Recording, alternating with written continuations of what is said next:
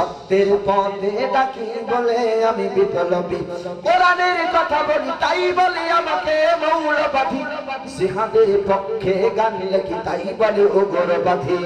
আমি বিদ্রোহী বিপ্লবী মৌলবাদী কেন সঙ্গীবাদী, আমি বিদ্রোহী বিপ্লবী মৌলবাদী কেন সঙ্গীবাদী। জন্মের পরে কানে আসান কি যায়নি, তুমি মৌলবাদী হুজুর সারা হওনি, ঠিক না বলেন? জন্মের পরে কানে আসান কি যায়নি, তুমি মৌলবাদী হুজুর সারা হওনি। আবার মরণের পরে জানাজা পড়াবে, মরণের পরে জানাজা পড়াবে, তখন কোথায় পালিয়ে যাবি? বিদ্রোহী বিপ্লবী মৌলবাদী কেন সঙ্গীবাদী, আমি বিদ্রোহী বিপ্লবী মৌলবাদী কেন সঙ্গীবাদী, আমি বিদ্রোহী বিপ্লবী মৌলবাদী কেন সঙ্গীবাদী। কি মনে করে ওই হনুমান, দাড়ি টুপি দেখিলেই বলে তালেবান? কি মনে করে ওই হনুমান, দাড়ি টুপি দেখিলেই বলে তালেবান? আবার সিংহের চাইতে বেশি ভয় পায়, বাঘের চাইতে বেশি ভয় পায়, মাথায় পাগড়ি দেখে যদি। বিদ্রোহী বিপ্লবী মৌলবাদী কেন সঙ্গীবাদী, আমি বিদ্রোহী বিপ্লবী মৌলবাদী কেন সঙ্গীবাদী। নারায়ে তাকবীর, জোরে নারায়ে তাকবীর। আল কোরআনের আলো, আল হাদিসের আলো, দুনিয়ার মুসলিম, নারায়ে তাকবীর। সকলে একটু জিকির করে লা ইলাহা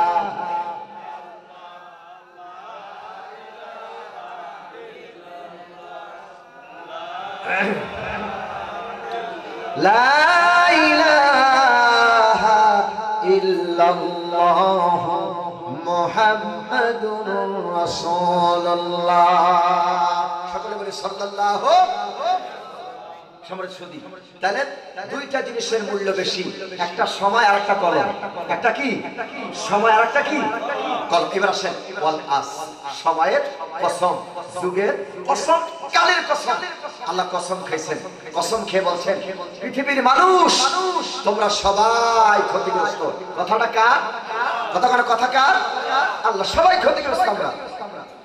তাহলে রাতক্ষণ আলোচনা শুনছেন, বক্তা শ্রোতা সবাই আমরা ক্ষতিগ্রস্ত। ইন্নাল ইনসানা লাফি খুস, সবাই আমরা ক্ষতিগ্রস্ত। এই ক্ষতিগ্রস্ত বলার আগে আল্লাহ কসম খেয়ে বলছেন ওয়াল আস। এই ভাই এই সানা দিয়ে হাঁটারি না তুমি, চা খাওয়ার আপনাদের নাকি? আমার কথা কি শুনছেন? ভাঙা কণ্ঠে খুব কষ্ট হচ্ছে কথা বলতে, তারপরে বলতেছি, লক্ষ্য করেন। তাহলে আল্লাহ কসম খেয়েছেন ওয়াল আস, সময়ের কসম, পৃথিবীর সব মানুষ কি ক্ষতিগ্রস্ত। আল্লাহ তাআলা স্বাভাবিক ভাবে বলতে পারতেন আসরে ইন্নাল ইনসানা লাফি খুস। আল্লাহ স্বাভাবিক ভাবে বলেন নাই, খুব কঠোরতা অবলম্বন করে বলছেন যে আল্লাহ তাআলা বলছেন যে পৃথিবীর সব মানুষ ক্ষতিগ্রস্ত। এই কথা বলার আগে আল্লাহ কি খাইছেন? কসম। কি খাইছেন? একটা উদাহরণ দিলে বুঝতে খুব সুবিধা আপনাদের হবে। আমার এই ভাইয়ের নাম ফরিদউদ্দিন জিহাদি সাহেব। ফরিদউদ্দিন জিহাদি সাহেব, এই ফরিদউদ্দিন জিহাদি ভাইকে যদি বলি ভাই কোরপাই থেকে কি আপনি কুমিল্লা ক্যান্টনমেন্ট গেছেন? জিহাদি ভাই বলবেন হুজুর হ্যাঁ গেছি। আবার যদি প্রশ্ন করি ভাই আপনি কি কোরপাই থেকে ক্যান্টনমেন্ট গেছেন? ভাই বলবে হ্যাঁ গেছি। আবার যদি জিজ্ঞেস করি ভাই আপনি কি কোরপাই থেকে ক্যান্টনমেন্ট গেছেন? ভাই বলবে হ্যাঁ গেছি। এটা হলো স্বাভাবিক। যদি আবার চতুর্থবার জিহাদি ভাইকে জিজ্ঞেস করি হুজুর আপনি কি কোরপাই থেকে ক্যান্টনমেন্ট গেছে? দেখবেন ভাই রেগে মেগে বলবে আল্লাহর কিয়া, ওয়াল্লাহি তাল্লাহি বিল্লাহি, আল্লাহর কসম আমি কোরপাই থেকে ক্যান্টনমেন্ট গেছি। আল্লাহর নামে কি রাখাইছে? কসম খাইছে। এখন আর প্রশ্নকারীর বসতে আর বাকি নাই। নিঃসন্দেহে জিহাদি ভাই কোরপাই থেকে কোথায় গেছে? ক্যান্টনমেন্ট গেছে। তাহলে আল্লাহর কসম খাওয়ার গুরুত্ব কতটুকু? যদি বলতো আসরে ইন্নাল ইনসানা লাফি খুস, মানুষ মনে করত যে মানুষ মনে হয় সামান্য ক্ষতিগ্রস্ত। আল্লাহ তাআলা এইভাবে ব্যবহার না করে বলছেন ওয়াল আস, সময়ের কসম, অবশ্যই অবশ্যই মানুষ ক্ষতিগ্রস্ত। তাহলে আল্লাহর কসমের গুরুত্ব কম না বেশি? কতক্ষণ কম না বেশি? আর একটু উদাহরণ দিলে আপনাদের বুঝতে খুব সুবিধা হবে। কসম নিয়ে যেহেতু তাফসীর। আচ্ছা বলেন তো, পৃথিবীতে সবচেয়ে সুন্দর কি বানর না মানুষ? কথা বলবে, বানর না মানুষ? আমার দেশে কয়েকদিন আগে কুকুরের জন্ম হয়েছে। এই লোকটা বলছেন মানুষের উৎপত্তি নাকি বানর থেকে হয়েছে। শুনছেন না আপনারা? মানুষের পূর্বপুরুষ নাকি বানর ছিল। মানুষের পূর্বপুরুষ বানর না, আমরা আসছি আদম থেকে। আর আদম আসছে কোথা থেকে? মাটি থেকে।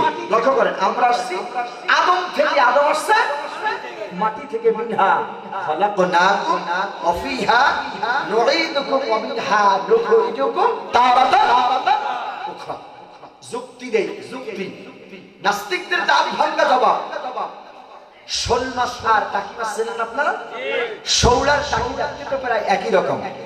কোন পাগলও কি বলবে যে শৌলের পূর্বপুরুষ টাকি?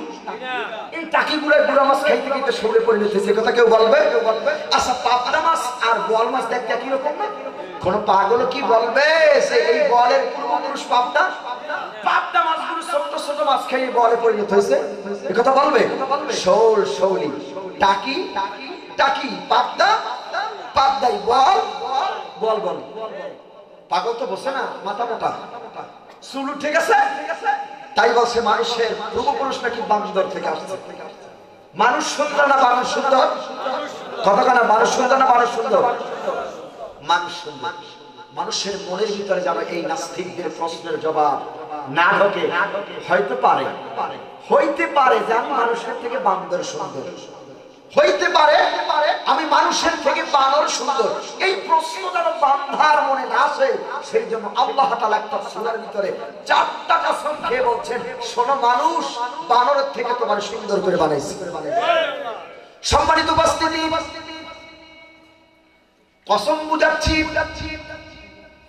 মানুষের মনের ভিতরে এই প্রশ্ন আসতে পারে যে আমার থেকে বানর মনে হয় সুন্দর।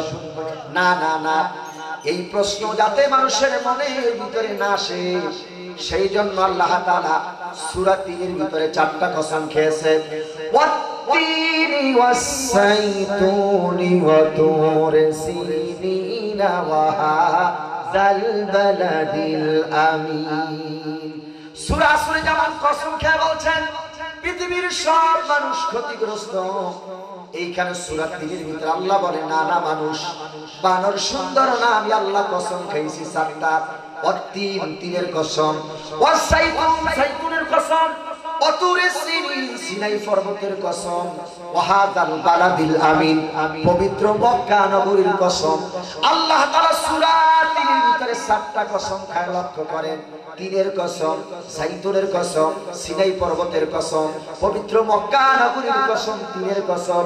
এইরকম 4টা কসম আল্লাহ কে বলে লাকাদ খালাকনাল ইনসানা ফি আহসানি তাকওয়িম। আমি আল্লাহ তাআলা মানুষদেরকে সুন্দর কাঠামোয় তৈরি করেছি। মানুষকে যত সুন্দর করে বানাইছি, অত সুন্দর করে পৃথিবীর কোন প্রাণীকে আমি আল্লাহ বানাই নাই। এইবার একটু লক্ষ্য করেন, আল্লাহর কথা 4টা কসম খেয়ে বলে আল্লাহ মানুষকে সুন্দর করে বানাইছে। শুধু প্রাণপ্রিয় কুমিল্লাবাসী, এবার আপনার নিজের দিক আপনি লক্ষ্য করে দেখেন, আপনারে আমারে আল্লাহ কত সুন্দর করে বানাইছেন। হাতের জায়গায় আল্লাহ হাত দিয়েছেন, কানের জায়গায় আল্লাহ কান দিয়েছেন, নাকের জায়গায় নাক, চোখের জায়গায় চোখ। আল্লাহ কোরআন শরীফে সূরা বালাদে বলে আলাম নাজআল লাহু আইনাইনি ওয়া লিসানান ওয়া শাফাতাইন ওয়া হাদাইনাহুন নাজদাইন। আল্লাহ পাক বলেন আলাম নাজআল লাহু আইনাইন, বান্দা তোরে কি আমি 2টা চক্ষু দেই নাই? ওয়া লিসানান, তোরে কি একটা জিহ্বা দেই নাই? ওয়া শাফাতাইন, তোরে কি আমি আল্লাহ 2টা ঠোঁট দেই নাই? আমি আল্লাহ তাআলা তোরে চক্ষু দিয়া, জিহ্বা দিয়া, ঠোঁট দিয়া বানরের থেকে নয়, বানরের থেকে 1000 কোটি গুণে সুন্দর করে মানুষ বানাইছি। সুবহানাল্লাহ বলে। তাহলে এখন জবাব দেন, মানুষ সুন্দর না বানর সুন্দর? কতক্ষণ মানুষ না বানর? মানুষ। এই মানুষ যে সুন্দর এই কথা বলার আগে আল্লাহ কয়টা কসম খাইছেন? কতক্ষণ কয়টা? পৃথিবীর সব মানুষ ক্ষতিগ্রস্ত এই কথা বলার আগে আল্লাহ কসম খাইছে কয়টা? কথা বলেন কয়টা? কসম দিয়ে কি মাওলানা একটু আলোচনা করব? আর একটু করব? নবীজির একটা নাম ছিল আল আমিন। কি নাম ছিল? আল আমিন শব্দের অর্থ কি? কতক্ষণ আল আমিন শব্দের অর্থ কি? বিশ্বাসী। আপনাদের গ্রামে আল আমিন আছে না? এই আল আমিন কিন্তু না, মাসে মাসে আমরা কিছু আল আমিন দেখি আমাদের দেশে। চুরিতে পাকা, ডাকাতিতে পাকা, জিনায় পাকা, আত্মীয় স্বজনের হক মেরে খাওয়া পাকা, ভাইয়ের সম্পত্তি নিজের নামে লেখে, জনগণের ঠকায়, কষ্ট দেয়, এর নাম আল আমিন। সরকার করোনাকালীন সময় মানুষদেরকে তেল দিয়েছে, ডাল দিয়েছে, খাবার খাদ্য দিয়েছে না? সরকার দিয়েছে, আলহামদুলিল্লাহ। কিন্তু আমরা দেখে আসছি মাটির নিচে গ্যাসের খনি, কয়লার খনি, লবণের খনি, সোনার খনি, পাথরের খনি। কিন্তু আল্লাহ তাআলা আমাদেরকে করোনাকালীন সময় দিনাজপুরে আল আমিনের বাড়িতে চকির নিচে, খাটের নিচে সব ইন্টারের খনি আল্লাহ দেখাইছে। কথা মনে হয় বুঝেন নাই? দেখছেন না? নাম কি তার? কথাটার নাম কি? আল আমিন মানে কি? বিশ্বাস। নবীজির একটা ওয়াকাফ ছিল আল আমিন। কারা দিল? মক্কার কুরাইশরাই দিল, কাফেররা দিল। মানে রাসূলুল্লাহর কাছে স্বর্ণ আর টাকা পয়সা যেমনে রাখছেন নবীজি তাই তেমনি ফেরত দিয়েছেন। তাই মক্কার লোকেরা একটা সার্টিফিকেট দিল আল আমিন। আল আমিন শব্দের অর্থ বিশ্বাসী। লক্ষ্য করেন, এই বিশ্বাসী কত বছর ছিল? 40 বছর। কোরআনের দাওয়াত যতদিন না দিয়েছে ততদিন ছিল। দাওয়াত যখন দিল লকাব চেঞ্জ হয়ে গেল। লকাব আসলো ইয়া মুহাম্মদ আনতা মাসমুম। লকাব আসলো ইয়া মুহাম্মদ উতুল্লিম বাদা যালিকা যালিকা। লকাব আসলো ইয়া মুহাম্মদ শাঈর, তুমি কবি। ইয়া মুহাম্মদ আনতা বাতা, নবী তুমি শিকারকারী। আগে লকাব ছিল কয়টা? একটা। কোরআনের দাওয়াত দেওয়ার পর লকাব হলো কয়টা? 7টা। হুজুরের তাফসীর খুব ভালো, হুজুরের আলোচনা ভালো। লক্ষ লক্ষ মানুষ তাফসীর শোনার জন্য চট্টগ্রামে প্যারেড ময়দানে উপস্থিত হয়। হাজার হাজার যুবক মত ছেড়ে দিয়েছে, নামাজি বলা হয়েছে। সেই বিশ্ববরণ্য কোরআনের পাখি 50টি বছর তাফসীর করেছে। হুজুরের তাফসীর খুব ভালো, কিন্তু লোকটা একটা দল করে সেই অপরাধে শহীদ করা হয়েছে। আছে না নাই? লোকটা খুব ভালো আল আমিন। 40 বছর পরে বকা বলো কয়টা? 7টা। কি অপরাধ? ইয়া আইয়ুহান নাস কুলু লা ইলাহা ইল্লাল্লাহ তুফলিহুন। এই এটা ডিস্টার্ব করছিস, আমার তো কত কষ্ট হচ্ছে। আসানি আল্লাহ ভাই, আর থাক থাক থাক, আমি তো বলছি আর থাক, ছোট মানুষ। ঠিক আছে বাবা, আপনাদের কি কষ্ট হচ্ছে? আমার কিন্তু অনেক কষ্ট হচ্ছে, তারপরে কথা বলতেছি। খুব গুরুত্বপূর্ণ সূরা আসরে বোঝাচ্ছি। কসমটা আল্লাহ তাআলা কেন খাইলেন? তাহলে 40 বছর পরে নবীজি বলল ইয়া আইয়ুহান নাস কুলু লা ইলাহা ইল্লাল্লাহ তুফলিহুন। এই কথা বলা মাত্রই শত্রু তৈরি হয়ে গেল ময়দানে। শুধু শত্রু তৈরি হয় নাই, আল্লাহ তাআলার হাবিবকে বলল মুহাম্মদ তুমি হলো এই দেশের একজন অবৈধ নাগরিক। কথা কি আমার বোঝেন? তুমি কি এই দেশের অবৈধ নাগরিক। এই কথা কেন বলল? এই কোরআনের কথা বলার কারণে মুহাম্মদ সাল্লাল্লাহু আলাইহি ওয়াসাল্লাম কি বলল? অবৈধ নাগরিক, অবৈধ নাগরিক, অবৈধ নাগরিক। এখন বলছে অমুক সালের অপরাধী, তখনকার বলেছে অবৈধ। কথা মনে হয় বোঝেন না। এখন বলছে অমুক সালের অপরাধী, আর তখন করে বলছে অবৈধ নাগরিক। ১,৫০০ বছর আগে এই শত্রুতা ছিল। দলিল দিচ্ছে। সম্মানিত উপস্থিতি, মুহাম্মদ সাল্লাল্লাহু আলাইহি ওয়াসাল্লাম কোরআনের দাওয়াত দেওয়ার কারণে অবৈধ নাগরিক বলল। শুধু অবৈধ নাগরিক বললেন না, আল্লাহর হাবিবকে তাড়াবার জন্য ওরা চুক্তিনামা করলো, যুক্তি করলো। যুক্তি করলেন দিনের বেলায়, রাতের বেলায় মুহাম্মদকে হত্যা করবেন। তলোয়ার নিয়ে সবাই চলে গেলেন আল্লাহর হাবিবের ঘরের কাছে। চতুর্দিকে গিয়া ঘরটাকে ঘেরাও করে ফেললো, চতুর্দিক থেকে নবীর ঘরটাকে ঘেরাও করে ফেললো। রাখি আল্লাহ মারে কে? মারে আল্লাহ তাআলা, রাখে কে? আল্লাহ তাআলা যাকে রাখেন কেউ তারে মারতে পারেন না, আর আল্লাহ তাআলা যাকে মারেন কেউ তাকে বাঁচাতে পারেন না। আল্লাহ তাআলা যাকে সম্মান দেন জেলখানাতে আল্লাহ তাআলা সম্মান দেন, আর আল্লাহ তাআলা যাকে অপমান করেন ক্ষমতার মস্তকে বসে জুতা পিটা করে আল্লাহ দুনিয়া থেকে বিদায় করে দেয়। সম্মানিত উপস্থিতি লক্ষ্য করেন, আল্লাহর হাবিব ঘুমাচ্ছেন। হযরত জিবরাইল আলাইহিস সালাতু ওয়াস সালাম গভীর রাতে চলে এলেন, এসে সালাম করলেন, আসসালামু আলাইকা ইয়া রাসূলুল্লাহ। নবীজি ঘুম থেকে উঠলেন, হুজুর জিজ্ঞাসা করলেন, ভাই জিবরাইল, এত রাতে তো তুমি কোনোদিন আসো না, কেন তুমি এত রাতে আসছো?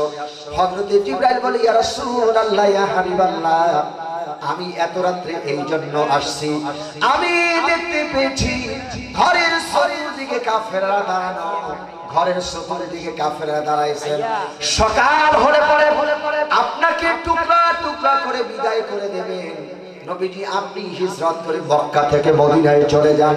আল্লাহর হাবিব ঘুম থেকে উঠলেন, ঘুম থেকে উঠিয়া দেখেন ঘরের চতুর্দিকে কাফেররা দাঁড়ানো। হুজুর এক মুষ্টি বালু নিলেন, সাহাতি হুজুর বালু কণাগুলো ছেড়ে দিলেন। ঘরের চতুর্দিকে সব কাফেরদের চোখে বালু কণা চলে গেল। আল্লাহর হাবিব মাঝখান দিয়ে গেছেন, একটা কাফেরও দেখতে পায় নাই হুজুর কোন রাস্তা দিয়ে গিয়েছে। সম্মানিত উপস্থিতি, এইবার আল্লাহ রাসূল ঘরের থেকে বেরিয়ে কাবা থেকে একটু আড়াল হয়ে কেঁদে কেঁদে বলেন, হায় রে খানায় কাবা, আমার বড় ইচ্ছা ছিল তোর খেদমত করব প্রাণ ভরে, কিন্তু তোর নিষ্ঠুর সন্তানেরা তোর কাছে আমারে থাকতে দিল না। খানায় কাবা আমার ইচ্ছা ছিল তোর খেদমত করব প্রাণ ভরে, কিন্তু নিষ্ঠুর সন্তানেরা তোর কাছে আমারে থাকতে দিল না। আল্লাহ পাকের হাবিব বলেন, হে খানায় কাবা, তোর নিষ্ঠুর সন্তান আমাকে তাড়ায় দেয়। মুহাম্মদ একজন অবৈধ নাগরিক, মুহাম্মদ একজন অবৈধ নাগরিক বলে তাড়ায় দেয়। নবীজি দাঁড়ায় দাঁড়ায় কাঁদেন। হযরত জিবরাইল আয়াত নিয়ে হাজির হয়ে যায়, লা উকসিমু বিহাযাল বালাদ ওয়া আনতা হিল্লুম বিহাযাল বালাদ ওয়া ওয়ালিদিন ওয়া মা ওয়ালাদ। লা মানে না, উকসিমু মানে কসম। উকসিমু মানে কি? ওয়ালা সময়ের কসম, উকসিমু কসম বিহাযাল বালাদিল আমিন, এই পবিত্র মক্কা নগরীর কসম, যে মক্কা নগরী তুমি ছেড়ে যাচ্ছ। লা উকসিমু বিহাযাল বালাদিল আমিন, নিরাপদ মক্কা নগরীর কসম। ওয়া আনতা, তুমি হিল্লুন মানে হলো হালাল। হিল্লুন মানে কি? ওরা বলল অবৈধ নাগরিক, আর আল্লাহ কয় হিল্লুন হালাল। ওরা বলে অবৈধ নাগরিক বলে দাঁড়ায়, আর আল্লাহ কয় নবী তুমি দেশের বৈধ নাগরিক। ওরা বলে অবৈধ নাগরিক, আল্লাহ কয় নবী তুমি বৈধ নাগরিক। ওয়ান্তা হিল্লুন বিহাযাল বালাদিল আমিন, নবী তুমি এই পবিত্র মক্কা নগরীর বৈধ নাগরিক। হে নবী, তুমি কান্দো না, দুঃখ পেও না, কষ্ট পেও না। আমি আল্লাহ তাআলা খানায় কাবার কসম খাইলাম, লা উকসিমু বিহাযাল বালাদিল আমিন, কসম লা উকসিমু বিহাযাল বালাদিল আমিন, পবিত্র মক্কা নগরীর কসম। নবী তুমি এই দেশের হালাল সন্তান, বৈধ নাগরিক। নবী তুমি দুঃখ পেও না, আমি আল্লাহ খানায় কাবার কসম খেয়ে বলছি, তুমি মক্কা থেকে হিজরত করে মদিনায় চলে যাও, আমি আল্লাহ তাআলা তোমাকে আবার মদিনা থেকে মক্কায় বীরের বেশে নিয়ে আসবো। আল্লাহ তাআলা যখন কসম খেলেন, আমার নবীর মনটা সান্ত্বনা হয়ে গেল। বন্ধু আবু বকর কি হুজুর মক্কা থেকে হিজরত করে মদিনায় চলে গেলেন। কিছুদিন পর আল্লাহ তাআলা আবার হাবিবকে মক্কা থেকে মদিনায়, মদিনা থেকে মক্কায় ফিরাইয়া আসলেন। আর আল্লাহ আয়াত নাযিল করলেন, কুল জাআল হক ওয়া যাহাকাল বাতিল ইন্নাল বাতিলা কানা যাহুকা ইযা জাআ নাসরুল্লাহি ওয়াল ফাth ওয়া রাআইতান নাসা ইয়াদখুলুনা ফি দীনিল্লাহি أفواجا فسبح بحمد ربك واستغفر إنه كان توابا الله أكبر বলে ওরা বলল অবৈধ নাগরিক আর আল্লাহ তাআলা বলেন কি নাগরিক কথা বলেন কি বল নাগরিক বৈধ নাগরিক আর ওরা বলল অবৈধ নাগরিক বৈধ নাগরিক বলেন নাই আল্লাহ বলছেন লা উকসিমু বিহাদাল বালাদ পবিত্র মক্কা নগরীর কসম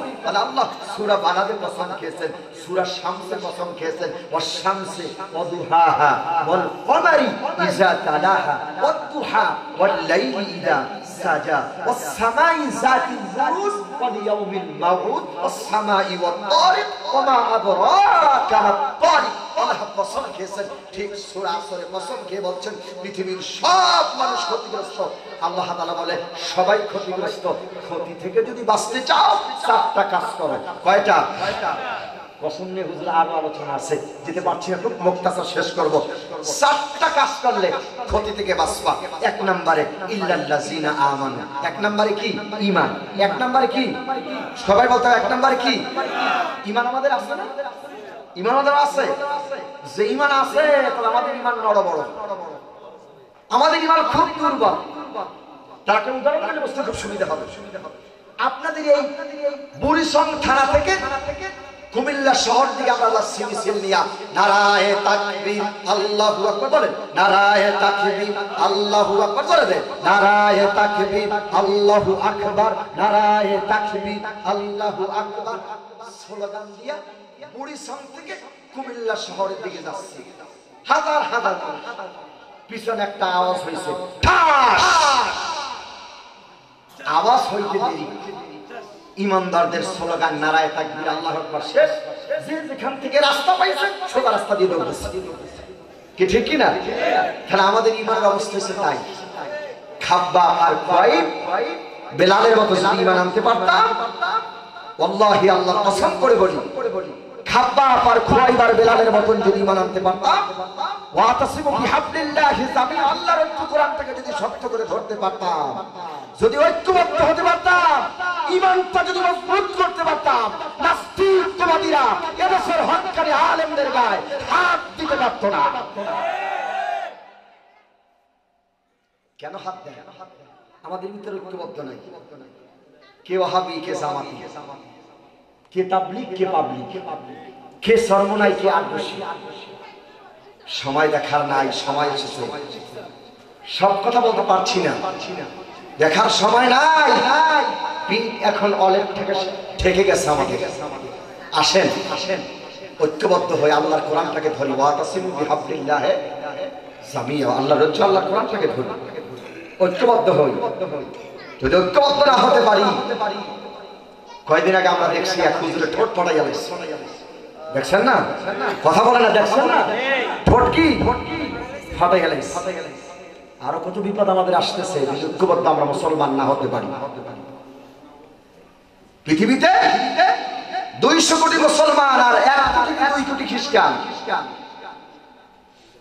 এই 1 কোটি 2 কোটি খ্রিস্টানদের দাপটে আমরা মুসলমান থরথর করে কাঁপছি যদি এই 200 কোটি মুসলমান প্রসাব করে ওই 1 কোটি খ্রিস্টান তো ভেসে যাওয়ার কথা ঠিক না কিন্তু আমরা ভয় পালাচ্ছি কেন মুসলমানদের ভিতরে হাবলুন এই যে কোরআন শরীফের একটা নাম হলো হাবলুন রশি আমাদের ভিতরে ঐক্যবদ্ধ নাই যদি আমরা মুসলিম ঐক্যবদ্ধ হতে পারতাম তাহলে এই পৃথিবীর গোটা পৃথিবীর রাজত্ব মুসলমান করত ঠিক কি না আমরা মুসলমানদের অবস্থা এই কবি কাজী নজরুল ইসলামের কথা বলতে হয় সামনেতে এগিয়ে চলেছি মোরা যত পিছিয়েছি তত সংখ্যাতে বেড়ে চলেছি মোরা গরু আর ছাগলের মতো আমরা তো এই পৃথিবীর শাসন করেছিলাম আমরা তো সেই অমরের জাত আমরা তো ওসমান আলীর জাত আমরা যদি মুসলিম ঐক্যবদ্ধ হতে পারতাম গোটা পৃথিবীর নেতৃত্ব আমরা মুসলমান দিতাম কিন্তু ঐক্যবদ্ধ না হওয়ার কারণে মুসলিম জাতি খ্রিস্টানের হাতে মার খায়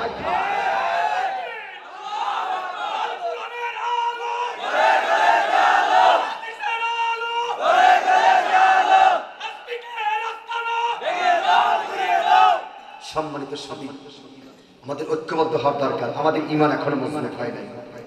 ঈমান যদি মজবুত হয়, ফায়দাটা কি লক্ষ্য করেন? আমরা এখন শান্তির পায়রা করছি, কিয়ামত পর্যন্ত শান্তি আসবে না যতক্ষণ পর্যন্ত মুসলিমের ঈমান দামি না হবে। ঈমান দামি না হবে। অনেক কথা ঈমান নিয়ে আমরা মনে করছি ঈমান আছে, এই কথা বলে লা ইলাহা ইল্লাল্লাহ ফাদাখালাল জান্নাহ। রাসূল সহিহ বুখারীতে বলেছেন লা ইলাহা ইল্লাল্লাহ ফাদাখালাল জান্নাহ। যে ব্যক্তি ঘোষণা করবে লা ইলাহা ইল্লাল্লাহ, ওই ব্যক্তি জান্নাতে যাবে। নয়, এই কথা একদম তাহা মিথ্যা কথা। লা ইলাহা ইল্লাল্লাহ বললেই জান্নাতে যাওয়া যাবে না। লা ইলাহা ইল্লাল্লাহ বললেই যদি জান্নাতে যাওয়া যায়, অসংখ্য হিন্দু খ্রিস্টানেরা এই কালেমা লা ইলাহা ইল্লাল্লাহ জানে, কিন্তু লা ইলাহা ইল্লাল্লাহ ঠিকই আমরা মুসলমান জানি, কিন্তু লা ইলাহা ইল্লাল্লাহ মুহাম্মদুর রাসূলুল্লাহ এই কালেমার ব্যাখ্যা অসংখ্য মুসলিম আমরা জানি না। উদাহরণ আসছে, জেলে বসতে আপনাদের খুব সুবিধা হবে। ইমানদার দাবি করছি লা ইলাহা ইল্লাল্লাহ মুহাম্মাদুর রাসূলুল্লাহ, মসজিদের কোণে বসে বসে তাসবিহ আর মাথায় পাগড়ি দিয়া লা ইলাহা ইল্লাল্লাহ লা ইলাহা ইল্লাল্লাহ জিকির করছি, কিন্তু এই লা ইলাহা ইল্লাল্লাহ জিকির যে করছি এর অর্থটা কি এটা আমরা ম্যাক্সিমাম মুসলিম বুঝি নাই। লা ইলাহা ইল্লাল্লাহ অর্থ এক কথায় জবাব দিই, লা ইলাহা ইল্লাল্লাহ আল্লাহ ছাড়া কোনো মাবুদ নাই, আল্লাহ ছাড়া কোনো ইলাহা নাই, আল্লাহ ছাড়া কোনো বস্ত্র নাই, আল্লাহ ছাড়া কোনো বিধানদাতা নাই। এই কথা যদি মুসলিম বুঝতাম, তাহলে একেবারে রান্নাঘর থেকে সংসদ পর্যন্ত প্রত্যেকটা সেক্টরে আল্লাহর আইন চলতো। শুধু লা ইলাহা ইল্লাল্লাহ মসজিদেই সীমাবদ্ধ, আর গোটা পৃথিবী বাহিরে রাজত্ব করে ইহুদি এবং খ্রিস্টান আর জালেম স্বৈরাচারেরা। আমি কি আরো আলোচনা করবো? কতক্ষণ আপনার আলোচনা করবো? খুব গভীর মনোযোগ। জামাই শ্বশুর বাড়ি গেছে। কোথায় গেছে? জামাই শ্বশুর বাড়ি গেছে। হাঁসের খোরাক দিচ্ছে না। জামাই শ্বশুর বাড়ি যখন যায়, বর যখন যায়, আমাদের এলাকায় বর যায় না, বর যখন যায় দেখবেন বর যাওয়ার সময় একটা মশান আছে, দেখবেন নাকি রুমাল দিয়ে দেয়, কি ঠিক না? রুমাল দেয় কেন? নাকি নিচে ঘা, সরম সরম, নতুন বিবাহ সরম সরম, তাই নাকি রুমাল দিয়ে যায়। বরযাত্রী গোটা নির্ধারিত জায়গা থাকে, ওখানে বরযাত্রী বল শাড়ি আসে। আপনাদের এলাকা আছে কিনা জানি না, শাড়িরা আসে, তারপর আরো আত্মীয় আসে, না যায় দেখেন এগুলো আসে। আইসা দুলাভাইরে এই যে খাসির মাথা খাওয়ায় এবং গোস্ত খাওয়ায়। এরপরে বরযাত্রী আমরা খেয়ে দিয়ে চলে আসি। জামাই বা বর একা থাকে, দু একজন মুরব্বীরা থাকে। এলাকার বুড়িসঙ্গের কাজী সাহেব আইসা তখন বলে ছেলের কাছে যে আব্দুর রহিমের মেয়ে রহিমা বেগম, আব্দুল করিমের ছেলে আব্দুল জব্বারকে 1,10,000 টাকা 53 পয়সা দেনমোহর ধার্য করিয়া রহিমা বেগম আব্দুল করিমের ছেলে ওহাব শিকদারকে বিবাহ করেছে। উক্ত বিবাহতে আব্দুল ওহাব, তুমি কি রহিমা বেগমকে স্ত্রী হিসাবে কবুল করো? আব্দুল ওহাব ছোট্ট করে বলছে কাবিলতু। কাবিলতু মানে কি? কবুল করলাম বা গ্রহণ করলাম। ঠিক রহিমা ওই একই কাজ করছে, ছোট্ট করে বলছে কাবিলতু মানে কি আমি আব্দুল ওহাবকে কবুল করে নিলাম। স্বামী স্ত্রী উভয় হয়ে গেল। এইবার স্বামী তার স্ত্রীর হাত ধরে, অথবা গ্রামের মুরব্বী অথবা মেয়ের বাবা ছেলের হাতে তুলে দিল। আপনাদের এলাকার সিস্টেম আমি জানি না, আমাদের এদিকে মুরব্বীরা এরকম তুলে দিল। ছেলে বউকে গাড়িতে করে বাড়িতে নিয়ে আসলো। আসার পরে ঘর সংসার করল 2 থেকে 3 মাস। একদিন রহিমা বেগম আব্দুল ওহাবকে বলছেন, প্রাণের স্বামী আব্দুল ওহাব, 3 মাস হলো তো তোমার সাথে বিবাহ হলো, আমাকে বিয়ের সময় তুমি যে গয়না গাটি দিয়েছিলে, কসমেটিক্স দিয়েছিলে, সব শেষ হয়ে গেছে।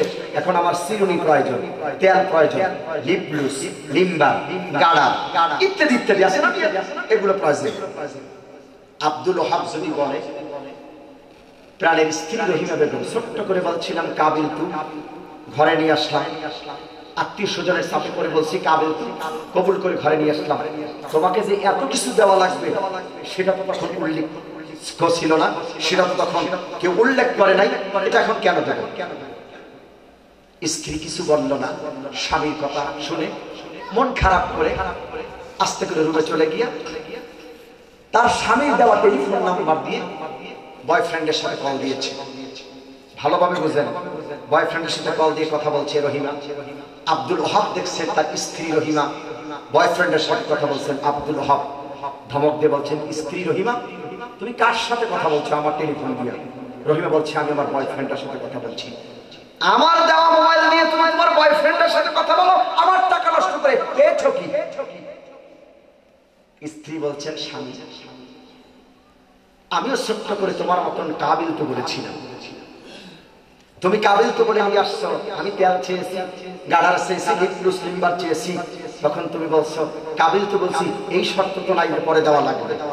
আর আমিও কাবিল তো বলছি এই শর্তকে দিয়ে আমি আসি নাই যে তোমার দেওয়া মোবাইল দিয়া তোমার টাকা দিয়ে অন্য ছেলের সাথে কথা বলতে পারবো না, এই শর্ত তো আমি দিয়ে আসি নাই। বলেন বিয়া কয়দিন টেকবে? কথা কেন, বিয়া কয়দিন টেকবে? সর্বোচ্চ 1 থেকে 2 মাস, তারপরে কুল্লু খালাস, তালাক। বুঝছেন কিনা? তালাক। ঠিক মুসলিম জাতি আব্দুল ওহাব আর রহিমা বেগম বুঝে বলুক আর না বুঝে বলুক, স্ত্রী ভর পোষণের দায়িত্ব স্বামীর, আর স্ত্রী তার স্বামীর ভর দেখাশোনার দায়িত্ব স্ত্রী রান্না বান্না। এটা যদি না হয় উভয় সংসার যেমন ভেঙে যাবে। অমুসলিম কে আওয়ামী লীগ, কে বিএনপি, কে জামাত, কে হেফাজত, কে তাবলীগ আর কে সরমনা, কে আট্রসি, কে দেওয়ানবাগ, কে রাসারবাগ, কে কুতুববাগ, সেটা দেখার সময় নাই। তুমি মুসলিম হিসেবে যদি দাবি করো, একবার তুমি করছো কালেমা লা ইলাহা ইল্লাল্লাহ, এই কথা তুমি বলা মাত্র আব্দুর রহিম আর আব্দুল ওহাব আর রহিমার মতন যেমন কাবিল তু বলে মৃত্যুর আগ পর্যন্ত ঘর সংসার উভয়কে ডাকবে। অমুসলিম তুমি একবার করছো কালেমা লা ইলাহা ইল্লাল্লাহ, বুঝে পড়ো আর না বুঝে পড়ো, মৃত্যুর আগ পর্যন্ত এই কালেমার উপরে তুমি ইস্তেকামত হবে। তার মানে এই কালেমা দ্বারা ব্যক্তি, সমাজ, পরিবার, রাষ্ট্র করবে। এই কালেমা দ্বারা তুমি জাতীয় সংসদ চালাবে, এই কালেমা দ্বারা বঙ্গভবন চালাবা। তুমি যদি এই কালেমা দ্বারা জাতীয় সংসদ না চালাও, রহিমা আর আব্দুল ওহাবের যেমন বিয়া টেকবে না। কালেমা পড়ার পরে তুমি যদি জাতীয় সংসদ দেশ যদি কোরআন দিয়ে না চালাও, আল্লাহর হুকুম কালেমা দিয়ে না চালাও, আল্লাহ তোমারে তালাক দিয়ে জাহান্নামে ঢুকায় দেবে। শুধু কালেমা পড়ছে ইমানদার বলছো লা ইলাহা লা ইলাহা কালেমা বলে নাই। আসেন কালেমার এবার একটু ব্যাখ্যার দিকে যাই। লা ইলাহা ফাদা খালা জান্নাত, ফাতা হরফে যা, লা ইলাহা ইল্লাল্লাহ ফা মানে অতঃপর, এখানে অতঃপর লাগছে। অতঃপরের ব্যাখ্যা করতে গিয়া সমস্ত মুহাদ্দিসগণ বলেছেন এই অতঃপরের ব্যাখ্যা মানে কি লা ইলাহা বলা হবে না, ফা মানে অতঃপর, এখানে আরো কিছু লাগানো আছে। তুমি যখন কালেমা পড়ছো লা ইলাহা ইল্লাল্লাহ, বিয়েতে, শাদিতে, বেচা কেনায় সবখানে আল্লাহর হুকুম মানবে। কত হাদিস সব দেখলাম, কে আছেন একটু হাত লাগান। আপনি একজন পাইলাম, 2 জন, আর 3 জন, আর কি আছেন 4 জন। এই ভাই তো মাশাআল্লাহ যুবক মানুষ, আমিও কিন্তু আপনাদের দলের লোক আলহামদুলিল্লাহ। 2-3 বার হয়েছে, লক্ষ্য করেন আমি কি আপনাদের দলের লোক, রাগ করবেন না। কত হাজী সাহেবকে দেখলাম কাবায় হাতিমে কান্দে, রব্বানা যালামনা আনফুসানা ওয়া ইল্লাম তাগফির লানা ওয়া তারহামনা লানাকুনান্না মিনাল খাসিরিন। কান্দে রব্বানা, হে আমার প্রতিপালক, যালামনা জুলুম করেছি আমার আত্মার উপরে, ওয়া তারহামনা তুমি যদি রহম না করো, আর রহম করলেই হবে না, রহম করবা, করুণা করবা, দয়া করবা, নইলে পরে লানাকুনান্না মিনাল খাসিরিন, ক্ষতিগ্রস্ত হয়ে যাব, ধ্বংসগ্রস্ত হয়ে যাব। কালেমা পড়া হাজির, ভালোভাবে বুঝেন। ইয়াকা না'বুদু ওয়া ইয়াকা নাস্তাইন বলা হুজুর, ইয়াকা না'বুদু ওয়া ইয়াকা নাস্তাইন বলা হাজির, ইয়াকা না'বুদু ওয়া ইয়াকা নাস্তাইন বলা বক্তা, লা ইলাহা ইল্লাল্লাহ বলা বক্তা। কি কাজ করলেন? হজে যাওয়ার আগে সমস্ত সম্পত্তিগুলো মেয়েরটা ছেলেরে দিল, ছেলেরটা মেয়েরে দিল, এরকম কাম করে আছে না নেই? শুধু এটা দিয়ে বুঝাই কি বক্তৃতা করা সারা বাংলাদেশে, আমি তো তোমার মেয়ের হক নষ্ট করছি, আর যাইতে পারছি না ব্রেক, আর যাইতে পারছি না ব্রেক, বুঝেন আপনারা? আর যাইতে পারছি না, শুধু হক দিয়ে বুঝাই। তা আবার গ্রামের আব্দুল হক না। আজ কত মানুষ স্ত্রী থেকে জেলখানায় পড়ে আছে, এই স্ত্রীর হক নষ্ট করছে, বোঝেন আপনারা? কত মানুষ সন্তানেরা বাবা বলে ডাকতে পারছে না, এই বাবা ডাক থেকে তারা বঞ্চিত রাখছো। আর আলেমেরা যারা বন্দী করে রাখছো, বাবা ডাকের হক তারা নষ্ট করছো। তোমরা পরিস্থিতি হও, কিয়ামতের দিন আল্লাহ তাআলা তোমাদেরকে জনমের উচিত শিক্ষা দিয়ে দেবে। হক কাকে বলে? মেয়েটা ছেলে দেশে, আর আল্লাহ কি বলে? ইউসিকুমুল্লাহু আওলাদাকুম লিসাকারি মিসলু হাজ্জিল উনসাইয়িন। যারা ফরজ পড়ে মাদ্রাসায়, আলিমে যারা ফরজ পড়ে, সম্পত্তি কেমনে ভাগ হবে সব ওখানে লেখা আছে কোরআনের বিধানে। তোমার 2 মেয়ে যা পাবে, 1 ছেলে তা পাবে, 1 ছেলে যা পাবে 2 মেয়ে তা পাবে। তুমি হাজী সাহেব, তুমি বক্তা সাহেব, মেয়ের সম্পত্তি ছেলেরে দাও, ছেলেটা মেরে দিয়া কাবায় গিয়ে কাঁদো। এই হক তোমার কি করতে পারছে? তুমি তো বান্দার হক নষ্ট করেছো। শোনেন, হক হলো দুই প্রকার। হকুল্লাহ, একটা হলো আল্লাহর হক, এটা হকুল আবদ, বান্দার হক। আল্লাহর হক নষ্ট করছেন, নামাজ পড়েন নাই, রোজা রাখেন নাই, হজ করেন নাই, যাকাত দেন নাই। আল্লাহ চাইলে মাফ করে দিতে পারে, নাও দিতে পারে, আল্লাহ তাআলার ইখতিয়ার। কিন্তু বান্দার হক যারা নষ্ট করেছি, যতক্ষণ বান্দা না মাফ করবে ততক্ষণ আল্লাহ মাফ করবে না। কথা মনে হয় বুঝেন নাই? এইরকম হক নষ্ট করে আছে, কতক্ষণ আছে? শুধু এখানে হক না, আরো কত জায়গা আছে, সব দিকে আগাইতে পারছি না। কত হক যে আছে, কত হক যে আছে, সেদিকে আগাইতে পারছি না। আর তুমি দাবি করছো ইল্লাল্লাযিনা আমানু, আমি ইমানদার দাবি করছি, লা ইলাহা ইল্লাল্লাহ বলছি, মুসলমান হয়ে গেছি দাবি করছো। নো নো, তুমি এখনো মুসলমান হতে পারো নাই। মুসলিমের যে কাজগুলো সেগুলো তোমার মধ্যে এখন আসে নাই। তুমি কালেমার সঠিক ব্যাখ্যা এখনো বোঝো নাই। তাহলে ক্ষতি থেকে যদি বাঁচতে হয়, ইল্লাল্লাযিনা আমানু, এক নম্বর ঈমান। এক নম্বরে কি? এখানে আর কত কথা লুকানো আছে, আর যাইতে পারছি না। আসর শেষ করা লাগবে। কে আসর লম্বা করবো? না না, থাক, লম্বা করবো না। ইল্লাল্লাযিনা আমানু, যদি ঈমানটা মজবুত হয়, দেখেন এইবার লক্ষ্য করে, ঈমানটা যদি মজবুত হয়, ওয়ালাউ আন্না হালাল কুরা আমানু ওয়াত্তাকাউ লাফাতাহনা আলাইহিম বারাকাতিম মিনাস সামাই ওয়াল আরদ। ঈমান যদি মজবুত হয় আর আল্লাহকে যদি ভয় করে চলো, লাফাতাহনা আলাইহিম বারাকাতিম মিনাস সামাই ওয়াল আরদ, আমি আল্লাহ তাআলা আকাশ আর জমিনের বরকতের দরজা খুলে দেব। তাহলে ক্ষতি থেকে বাঁচতে হইলে কয়টা জিনিস দরকার বলছিলাম? কত? কয়টা? এক নম্বরে ঈমান। এক নম্বরে কি? কথা বলে, এক নম্বরে কি? ঈমান বলছেন তো? ঈমান বুঝছেন তো? ঈমানদার দাবি করছি, নামাজ পড়ি না। বুনিয়াল ইসলাম আলা খামসিন শাহাদাত আশহাদু আল্লা ইলাহা ইল্লাল্লাহ ওয়া আন্না মুহাম্মাদার আবদুর রাসূল সাল্লাল্লাহু আলাইহি ওয়াসাল্লাম ওয়া ইকামিস সালাতি ওয়া ইতাইস যাকাত ওয়া সাওমি রমাদান ওয়াল হজ মুত্তাফাকুন আলাইহি। ঈমানদার দাবি করছো, লা ইলাহা ইল্লাল্লাহ বলছো, তুমি নামাজ পড়ো না। বহুত ঈমানদার বলে দাবি করছে, নামাজ আদায় করে না। আর রাসূল বলে ইসলামের স্তম্ভ হলো পাঁচটি, এর ভিতরে এক নাম্বার হলো কালেমা। যে ব্যক্তি কালেমা আনলো সুবহে সাদিকের পরে, ওই ব্যক্তির দ্বিতীয় দায়িত্ব হলো যোহর, এই ফজরের নামাজ পড়া। যে ব্যক্তি যোহরের পূর্বে ঈমান আনলো, তার দ্বিতীয় দায়িত্ব হচ্ছে যোহরের নামাজ পড়া। যে ব্যক্তি আসরের পূর্বে ঈমান আছে, তার দ্বিতীয় দায়িত্ব হচ্ছে আসরের নামাজ পড়া। যে ব্যক্তি মাগরিবের পূর্বে ঈমান আছে, তার দ্বিতীয় দায়িত্ব হচ্ছে মাগরিবের নামাজ আদায় করা। তাহলে ঈমানদার বলে দাবি করছি, মসজিদের পাশে আযান হয়ে যাচ্ছে, নামাজে যায় না। শুক্রবার সামনে মুসল্লি নামাজে যায়, ওই রকম যদি 5 ওয়াক্ত নামাজে মসজিদে যাইতো, তাহলে এই গ্রামে যদি মসজিদ থাকে 8টা, মসজিদের দরকার হইতো 16টা। কি কথাটা ঠিক কি না? আর এই নামাজের দায়িত্ব কারা নেবে? সূরা হজের 140 নম্বর আয়াত, আল্লাযীনা ইম্মাক্কান্নাহুম ফিল আরদ আকামুস সালাত ওয়া আতুস যাকাত ওয়া আমারু বিল মারুফ ওয়া নাহাউ আনিল মুনকার। রাষ্ট্রপ্রধান যদি ইসলামী সরকার হয়, কি সরকার? ইসলামী। আবার তো কইবেন না রাজনীতি করে বুঝি, খালি ব্রেক দিই, আলোচনা আসার ব্রেক দিই, পারি না সামনে আগাইতে, ব্রেক দিই। ইল্লাল্লাযীনা আমানু ওয়া আমিলুস সালিহাত, আমলের সলি করো। আমলের সলি যে কত আলোচনা লম্বা পড়ে আছে। অথবা সাওবিল হক, একজন আরেকজনকে হকের উপদেশ দেবা, ওই যে হক।